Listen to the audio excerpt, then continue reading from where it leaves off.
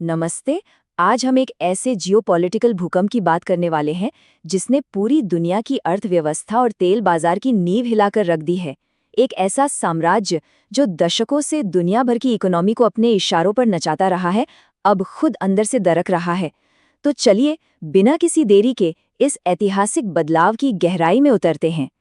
शुरुआत एक सीधे और बेहद दिलचस्प सवाल से करते हैं। आपके हिसाब से दुनिया का सबसे ताकतवर माफिया कौन है? जब ये सवाल आता है तो हम अक्सर इटालियन या अमेरिकन सिंडिकेट्स के बारे में सोचने लगते हैं, है ना? लेकिन सच तो ये है कि जो असली बॉस है उसके सामने ये सब कुछ भी नहीं है। और वो कोई अंडरवर्ल्ड डॉन नहीं है, बल्कि ग्लोबल इकोनॉमी का सबसे बड़ा पावर ब्रोकर है। और वो पावर ब्रोकर है ओपेक, यानी organisation of the petroleum exporting countries. Saudi Arab, UAE, Kuwait और रूस जैसे देशों का ये एक ऐसा ग्लोबल कार्टेल है जिसकी सालाना कमाई कई बिलियन डॉलर्स में है। आसान शब्दों में कहें तो ये ग्रुप पूरी दुनिया के कच्चे तेल की सप्लाई को अपनी मुट्ठी में रखता है। इनके असली दबदबे का अंदाजा आप इसी बात से लगा सकते हैं कि दुनिया का 60% कच्चा तेल अकेले ओपेक और ओपेक प्लस देशों के कंट्रोल में है। जरा सोचिए, जिस दुनिया की सांसें ही तेल से चलती हैं, उसकी आधी से ज्यादा ऑक्सीजन सिर्फ इसी एक संगठन के हाथ में है। और रुकिए, बात सिर्फ कच्चे तेल पर खत्म नहीं होती। नेचुरल गैस के मामले में तो ये आंकड़ा 70% तक पहुंच जाता है। इतनी बड़ी हिस्सेदारी के साथ ये संगठन किसी भी देश की अर्थव्यवस्था पर जबरदस्त दबाव बनाने की ताकत रखता है। अब आप सोच रहे होंगे कि ये पूरा सिस्टम काम कैसे करता है। बहुत ही सिंपल इकोनॉमिक्स है। एक नॉर्मल ओपन मार्केट में क्या होता है? सप्लाई ज्यादा होती है तो कीमतें कम हो जाती हैं। लेकिन दूसरी तरफ है ओपेक का अपना कोटा सिस्टम। ये लोग जानबूझकर सप्लाई को सीमित कर देते हैं ताकि मार्केट में हमेशा तेल की किल्लत बनी रहे और कीमतें आर्टिफिशियली ऊंची रहें। और यहीं से शुरू होता है लालच का खेल। जब भी इन देशों को लगता है कि आमदनी कम हो रही है, तो ये लोग 100 लीटर की जगह सिर्फ 80 लीटर तेल ही मार्केट में निकालते हैं। नतीजा, पूरी दुनिया बचे हुए तेल के लिए आपस में बोली लगाने लगती है और कीमतें आसमान छूने लगती हैं। जो संगठन कभी मार्केट को स्टेबल करने के लिए बना था, वो अब सिर्फ अपने मुनाफे के लिए दुनिया को निचोड़ने वाले एक कार्टेल में बदल चुका है। द फ्रैक्चर, यूएई का ऐतिहासिक फैसला। चलिए अब इस कहानी के सबसे बड़े ट्विस्ट पर आते हैं। कहा जाता है ना कि हर बड़े साम्राज्य का अंत अंदरूनी कलह से ही होता है। यूनाइटेड अरब अमीरात यानी यूएई, जो खुद ओपेक का एक फाउंडिंग मेंबर है, उसने ओपेक और ओपेक प्लस से पूरी तरह बाहर निकलने का ऐलान कर दिया है। ये कोई छोटी बात नहीं है। सोचिए, जिस देश ने इस किले की नींव रखी थी, आज वही इसकी दीवारें तोड़कर बाहर आ रहा है। तो सबसे अहम सवाल ये है कि आखिर यूएई ने इतना बड़ा कदम उठाया क्यों? इसके दो मेन रीजंस हैं। पहला है जियोपॉलिटिकल।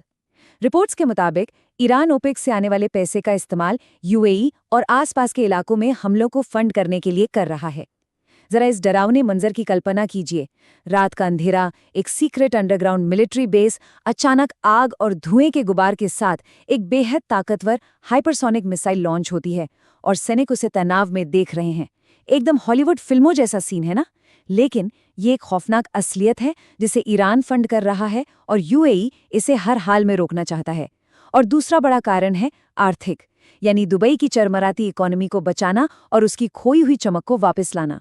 इस आर्थिक मजबूरी को थोड़ा और करीब से देखते हैं। एक समय था जब यूएई की 70 से 80% कमाई सिर्फ टूरिज्म से आती थी और तेल से मुश्किल से 12-13%। लेकिन आज हालात बिल्कुल बदल चुके हैं। इन युद्धों और जियोपॉलिटिकल टेंशन ने टूरिज्म को बुरी तरह तबाह कर दिया है। अब अपनी इकोनॉमी को बचाने के लिए उन्हें हर हाल में ज़्यादा से ज़्यादा तेल बेचना ही होगा और ओपेक के कोटे में रहकर ऐसा करना बिल्कुल नामुमकिन था। और इन युद्धों और सप्लाई की कमी का आम लोगों पर क्या असर पड़ा है? ईरान युद्ध और ओपेक की नीतियों के चलते कच्चे तेल के दाम, जो कभी $60 पर बैरल हुआ करते थे, वो लगभग 80% उछलकर सीधा $105 तक पहुंच गए। ये सीधा सीधा दुनिया भर के आम इंसानों की जेब पर एक बहुत बड़ा वार है। तो अब यूएई के इस फैसले से दुनिया को क्या राहत मिलेगी? देखिए, ये पूरा प्रोसेस एक चेन रिएक्शन की तरह काम करेगा। सबसे पहले यूएई ओपेक छोड़ता है। इसके बाद उस पर लगे प्रोडक्शन के सारे कोटे खत्म हो जाते हैं। फिर यूएई अपनी पूरी क्षमता से कच्चा तेल बाजार में उतारता है और इसका फाइनल रिजल्ट ये होगा कि ग्लोबल मार्केट में तेल की कीमतें धड़ाम से नीचे आ जाएंगी। The global fallout and breakdown of Arab unity. अब देखते हैं कि इस फैसले के दुनिया भर में क्या परिणाम होने वाले हैं। यूएई का ये कदम सिर्फ तेल के बाजार तक ही सीमित नहीं रहने वाला है। अरब देशों की एकता का इतिहास बड़ा दिलचस्प रहा है। आप 2015 के येमेन युद्ध को ही ले लीजिए। लगभग पूरा अरब वर्ल्ड सऊदी अरब के साथ मजबूती से खड़ा था। 2018 के कतर ब्लॉकेड में भी यही एकता कायम रही। लेकिन आज की स्थिति बिल्कुल पलट चुकी है। यूएई का ओपेक से बाहर जाना इस बात का साफ इशारा है कि वो पुरानी एकजुटता अब टूट रही है और हर देश अब ग्रुप से ज्यादा अपने खुद के हितों को प्राथमिकता दे रहा है।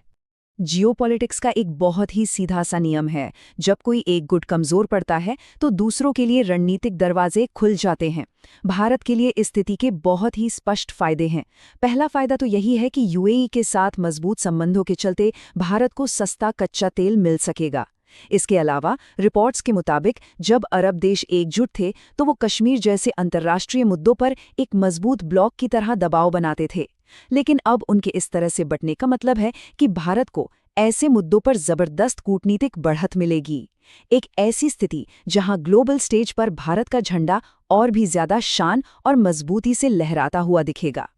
तो कुल मिलाकर बात यह है कि हम सिर्फ तेल की गिरती कीमतों को नहीं देख रहे हैं, बल्कि मिडिल ईस्ट के पूरे पावर स्ट्रक्चर को एक बहुत बड़े बदलाव से गुजरते हुए देख रहे हैं।